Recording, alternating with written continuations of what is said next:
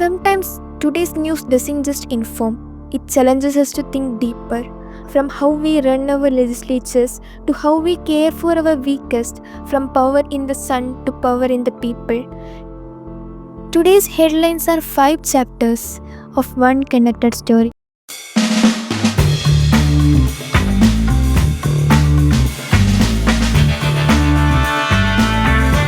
The Delhi Assembly Building, a colonial era structure that once echoed with typewriters and the shuffle of paper files, just flipped a historic switch. The monsoon session of the Delhi Assembly has become India's first legislative session to run entirely on solar power. A brand new 500 kilowatt rooftop plant now powers the building, making it completely independent of the grid. That alone will save over 1.75 crore a year. But energy wasn't the only thing going digital. The Assembly also adopted e-Vidhan, a paperless working system designed to eliminate printed agendas, questions and replies. In the middle of a climate crisis and rising administrative costs, Delhi has quietly stepped into the future.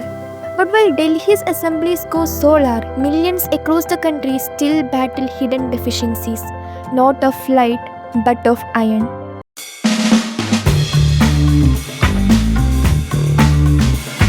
In a lab halfway across the world, scientists at the International Potato Center in Peru have spent years modifying one of India's most humble staples. The result? A bio-fortified potato with 20% more iron, a silent weapon against anaemia.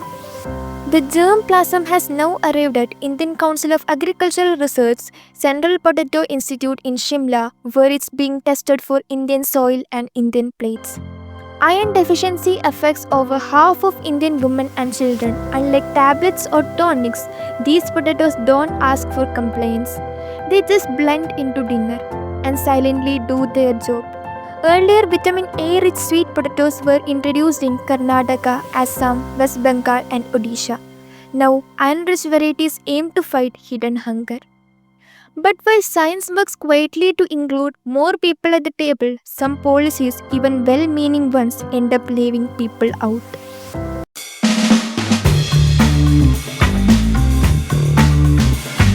The Delhi government's new Saheli smart cards, replacing the old pink ticket system, now restrict free DTC bus travel only to women and transgender persons with Delhi address proof. Without it, there is no free ride. The government says it's trying to plug revenue leaks, but the fallout is real. For migrant workers, informal laborers, and even transgender persons who often don't have residential documents. One policy aimed at safety and empowerment has in practice drawn a border through the city, one that many citizens can no longer cross. And from identity on paper, we move to identity through language and the controversy it sparked.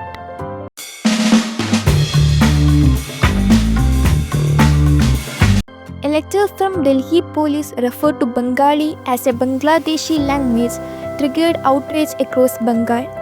West Bengal CM Mamata Banerjee called it insulting and unconstitutional, while TMC MPs demand a formal apology. In a country with 22 scheduled languages, such mislabeling isn't just an error. It raises questions about cultural sensitivity, federalism, and bureaucratic literacy. And while protests over language echoed across politics, a community in Kolhapur came together to hold on to something equally sacred.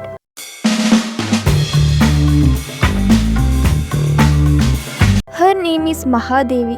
She is 36-year-old temple elephant who walked in religious processions, stood by shrines, and spent her entire life in Kolhapur. But last month, by court order, she was transferred to Vantara, a high-end wildlife rehabilitation center in Gujarat. The law said it was for her own welfare, but on Sunday, 30,000 people marched in silence, holding up her picture like a family member who had been taken, not rescued. Some say the protest was about emotion over reason. Others say it was a reminder that even in conservation, concern and connection matter. In one day, we saw the building powered by the sun, a potato grown to nourish silently. a bus pass that now divides, a language mislabeled, town walking for the one who could no longer walk home. These aren't just stories, these are clues to what India is remembering, what it is forgetting, and what it is still trying to become. You are watching an affair where today's news connect to tomorrow's world. Until next time, stay curious, stay rooted, and stay connected.